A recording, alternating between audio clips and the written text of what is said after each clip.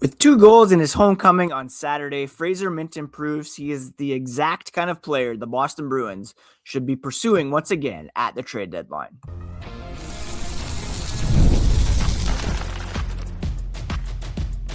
You're Locked On Bruins, your daily podcast on the Boston Bruins, part of the Locked On Podcast Network, your team every day.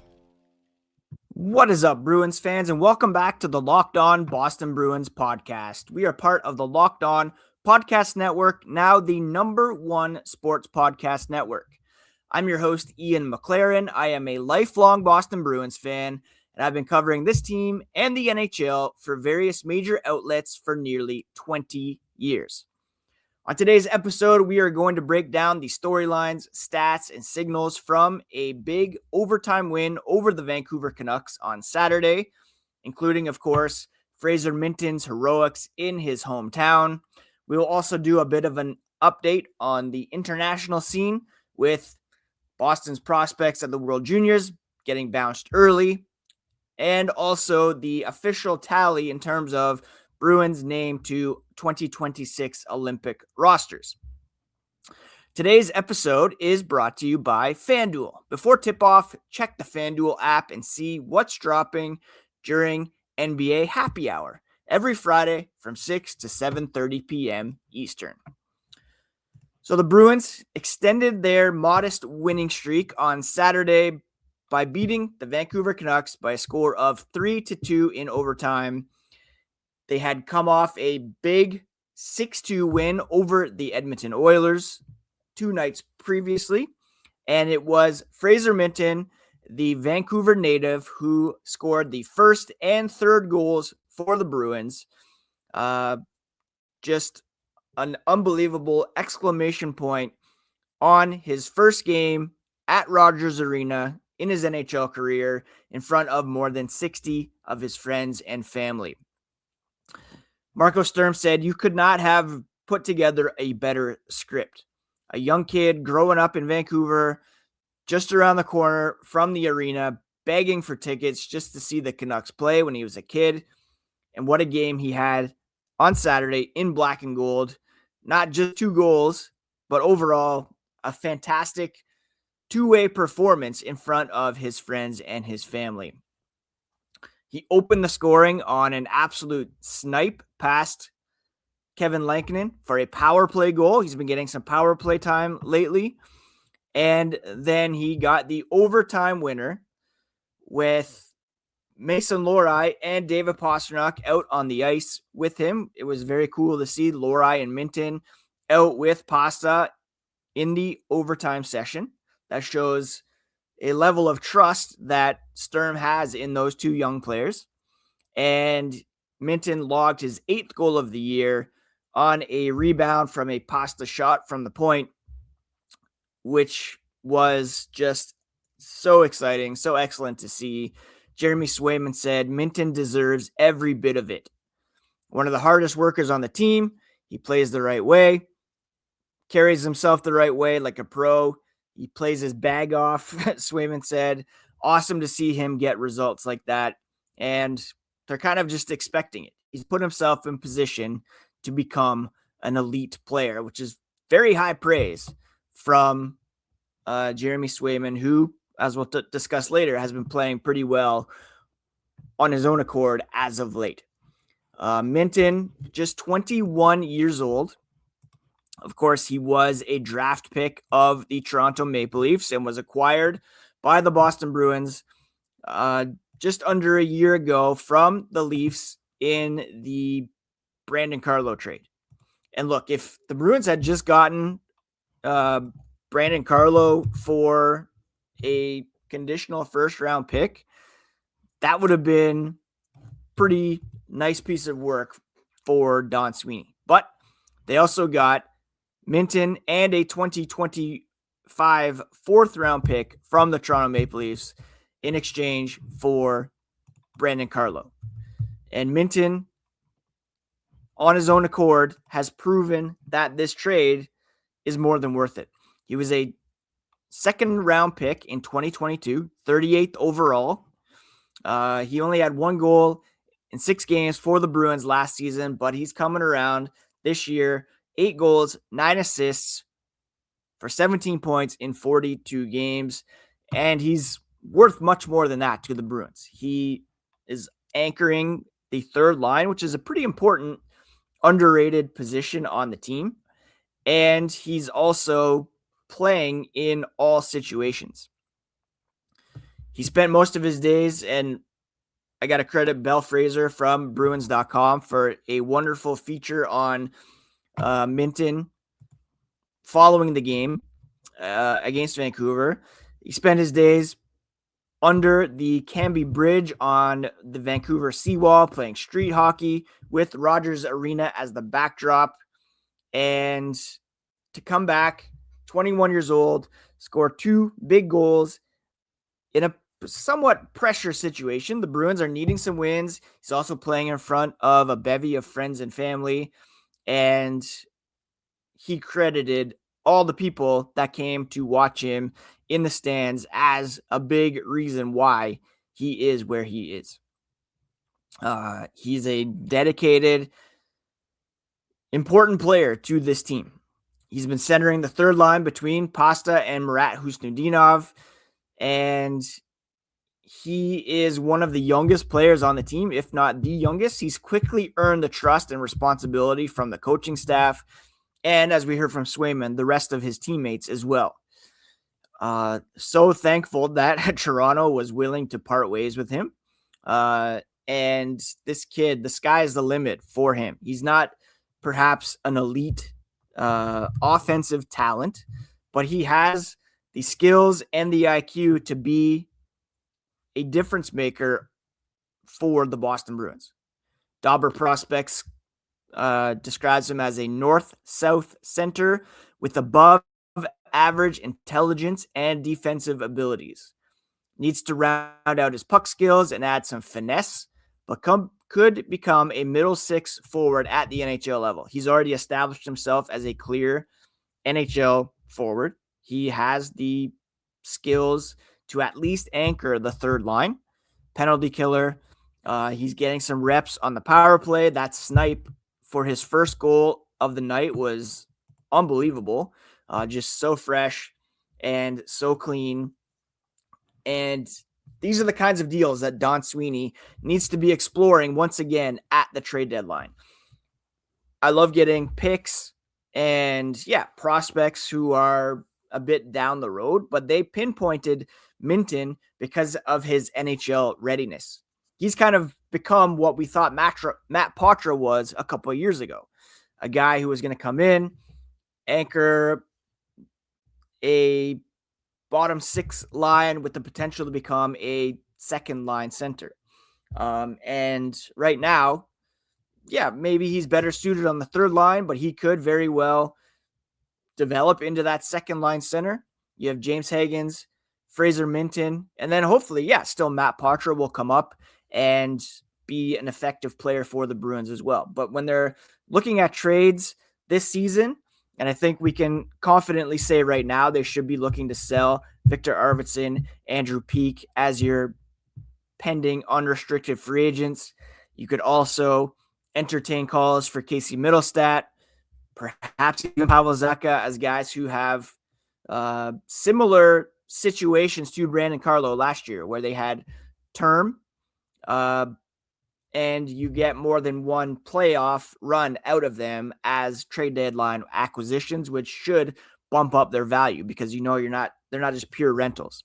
If the Bruins can look around the NHL and see teams willing to give up a pick, but also throw in a guy who is kind of on the cusp of NHL readiness or a guy who's had a couple games in the NHL. And specifically, we're looking at the right side on defense and an upgrade when it comes to scoring on the right side behind David Pastrnak. Those are the kind of deals that Don Sweeney should be looking for. And we know that trading is the strength of Don Sweeney's tenure so far. He's rarely missed when it comes to trades, dating back to like Charlie Coyle, Hampus Lindholm, those kind of deals. And the deals he made at the trade deadline last season have really put the Bruins in a better position moving forward. They're the kind of deals they should entertain again. And guys like Fraser Minten are, they're few and far between, really. But someone in that position, they should be looking to acquire. And as the trade deadline approaches, we'll take a look at some specific targets for Don Sweeney. Bigger picture, the Bruins won this game against the Canucks.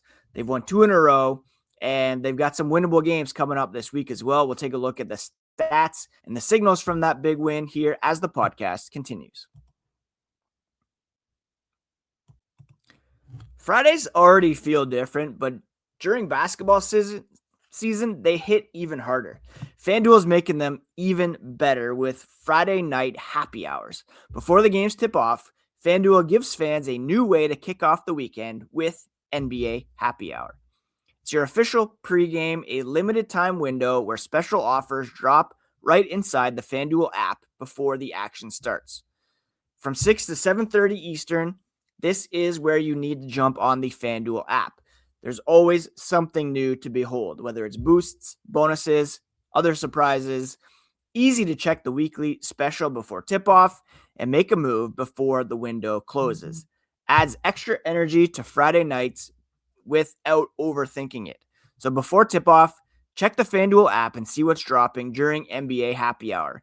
Every Friday from 6 to 7:30, a little basketball, a little action, and a whole lot of Friday energy. That's NBA Happy Hour only on FanDuel, the official sportsbook partner of the NBA.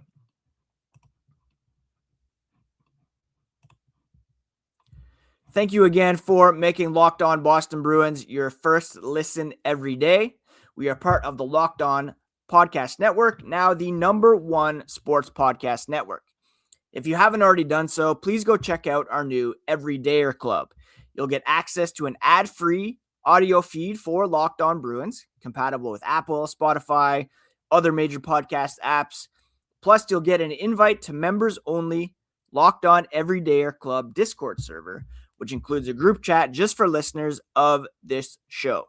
Go to lockedonbruins.supercast.com to learn more. All right, let's take a look at some of the stats you need to know from the win over the Vancouver Canucks. And thanks to a bit of a spread out schedule where the Bruins have had a couple games off between games, a couple days off, the Bruins have been able to start Jeremy Swayman in each of their last 3 games, and he has been excellent to begin the season. He had a .950 save percentage against the Calgary Flames, a game in which the Bruins lost in, in overtime. Then he posted 36 saves against the Oilers, a 6-2 win for a .944 save percentage. And then against the Canucks, 2 goals on 33 shots, a .939 save percentage. And the Bruins have earned 5 points out of the last 3 games with Swayman in net. So he has been very good as of late. And he, as we'll discuss later on, was named to Team USA as one of their 3 goaltenders for the Winter Olympics. Also in this game, the Bruins were outshot pretty badly, 33-21, including 16 shots alone allowed in the second period. The Bruins did have a 6-5 advantage after the first, but again, 16-7 advantage for Vancouver in the second, 11-6 in the third for Vancouver. The Bruins did have 2 shots in overtime, and of course, one of them went in, and that was off the stick of Fraser Minten, who not only led the Bruins in goals and points with 2, but he had 20 minutes and 30 seconds of ice time, which was second up front only to David Pastrnak.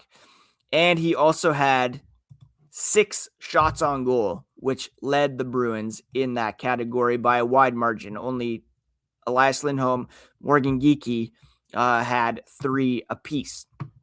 Speaking of Geekie, he's got a bit of a goal drought going on. He does have 25 goals so far this season, but he has not scored since December 20th, which was the previous game against the Vancouver Canucks. That is a 6-game goal drought for Geekie, a stretch in which he has only recorded 2 assists.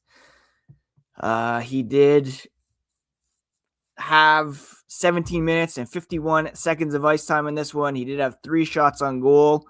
Overall, he's got 5, 6, 7, 8, 11 shots in the 6 games that he's gone without a goal.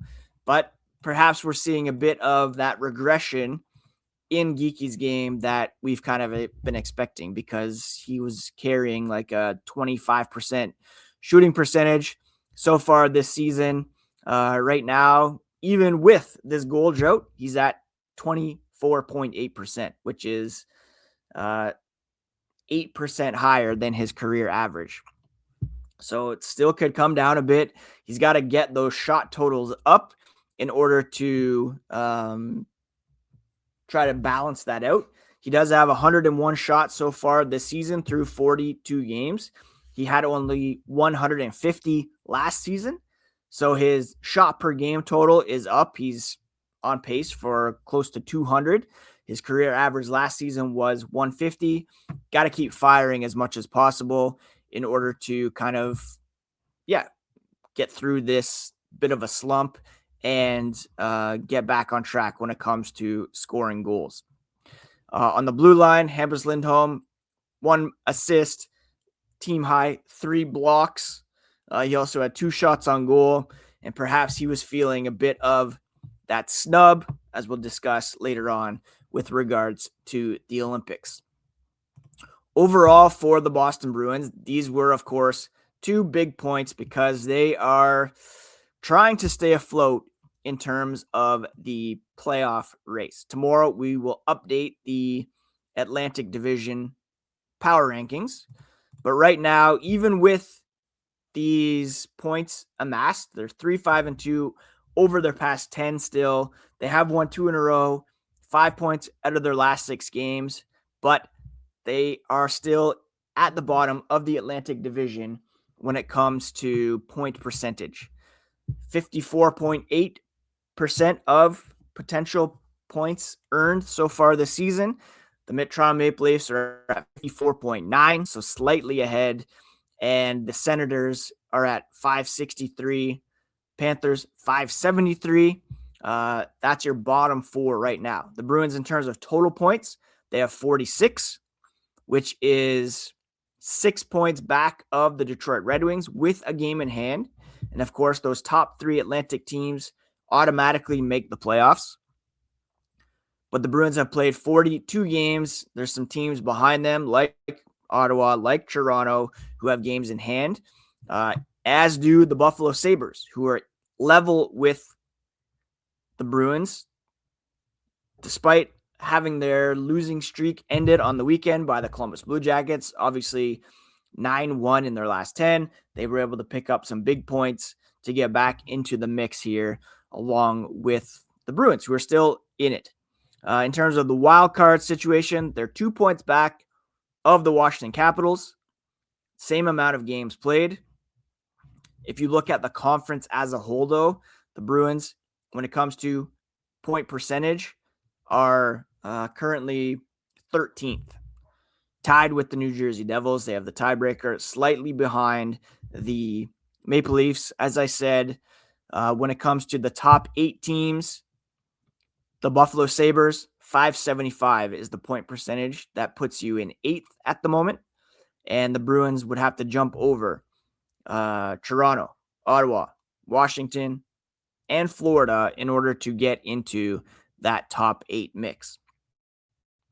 So still a lot of work to do for the Bruins to get into the playoff picture. It's more likely that they will be on the outside looking in, but there are some winnable games coming up. I previewed January last week. This week coming up, they have a game against the Seattle Kraken, who are very beatable. They are,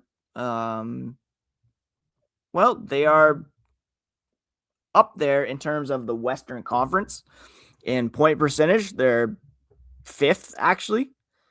But when it comes to total points, they're a bit further down. This is a beatable team. They can win that game against Seattle. Then they'll come home and play the Flames, the Rangers, and the Penguins. All of those teams are currently outside of the playoff picture. Seattle is in a playoff position, but just barely. So Seattle barely on the playoff spot. Calgary, the Rangers, the Penguins are currently also, well, they're in a wild card spot right now, but they're a beatable team, even though they've won 5 in a row. Then they play Detroit. That's the toughest of the competition. But then more games against Seattle and then Chicago. So that's a pretty winnable stretch here in these next 7 games. And they need to get like at least 10 points out of that in order to stay relevant, and probably even more if they want to really jump up in the Eastern Conference playoff race. I think there's a path here for the Bruins to remain competitive. They don't have to fully bottom out like they did last season, but they can also do a bit of a soft sell. And that's kind of what we're going to keep an eye on here moving forward for the Bruins. Of course, February will bring the Winter Olympics, and we got some team announcements on Friday over the weekend. Let's take a look next at who will be going to the Olympics from the Bruins, and also how James Hagens and Will Zellers fared at the World Junior Championships for Team USA.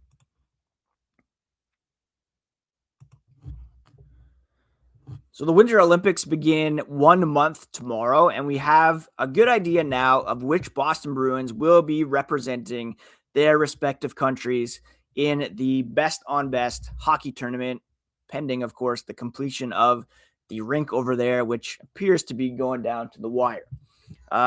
We already knew that Charlie McAvoy, David Pastrnak, and Pavel Zacha were going to the Olympics for Team USA and Team Czechia, respectively. Jeremy Swayman was named as one of 3 goaltenders to join McAvoy on the USA roster, although he'll likely be behind Connor Hellebuck and Jake Ottinger on the depth chart. For Team Finland, we have Bruins defenseman Henri Jokiharju. And then for Team Sweden, you had Elias Lindholm being named, with Hampus Lindholm being a notable snub. I really think he had a good chance, and if he had been healthy all last season, he'd probably be more of a lock. Unfortunately, Team Sweden is pretty loaded when it comes to defensemen. They're pretty loaded all across the board. They're going to be a team to be reckoned with. Elias Lindholm was pretty disappointed that his Bruins teammate wasn't initially picked. You never know. There could be some injuries. He said Hampus is an unbelievable player, and not that you wish injury upon anyone, but things could change between now and next month. And Elias believes Hampus should have a shot at the team. A lot of good defensemen in the league and for Team Sweden, including the guys who were selected: Rasmus Andersson, Philip Broberg, Jonas Brodin, Rasmus Dahlin, Oliver Ekman-Larsson, Gustav Forsling, Victor Hedman, and Erik Karlsson. You look at that list and you think maybe Lindholm over Ekman-Larsson, perhaps over Brodin, but definitely I would say over Oliver Ekman-Larsson. That's probably where it could have happened. But for Elias, it's a huge honor. NHL players have missed out on a couple Olympics, so it'll be fun, he said. And first reaction was, it's a great honor. It's been a huge dream of his. Not super young anymore, so you don't know how many more chances you will get. David Pastrnak also lamented Lindholm's omission. Injuries can be the reason. An unfortunate situation. He definitely deserves to be there, Pasta said. They see it a different way, but according to him, he should be on the team. He's a heck of a player, so important for the Bruins group. So it's sad, but at the end of the day, it's still far away, and again, things could change. Pasta also lamented Morgan Geekie not being named to Team Canada. That was a bit more of a long shot. And he even joked that maybe they can try to sneak him onto the Czech team if they change his name to Morgan, Geekia or something like that. There is another player who could make the team. That's Dan Schlauch-Mellis, who's currently playing for the Providence Bruins, who would be a great candidate to be named to the Latvian team. So keep an eye on that. Very excited about best on best hockey. We haven't had it since 2014, Sochi, and I'm very excited to see how the Bruins players do over there playing for their respective countries. Some disappointment for Team USA over at the World Junior Tournament in Minnesota, where the Americans lost to Finland in the quarterfinals. And that was in spite of some real heroics from James Hagens and Will Zellers to even get them there. Those two were instrumental in a goal that tied the game later on. James Hagens had an assist earlier on in the game on a power play goal. The Team USA with the extra attacker had Will Zellers out there. He battled through traffic, carried the puck behind Finland's net. Hagens got possession, sent a quick pass out to Riker Lee in the slot. They tied it at 3.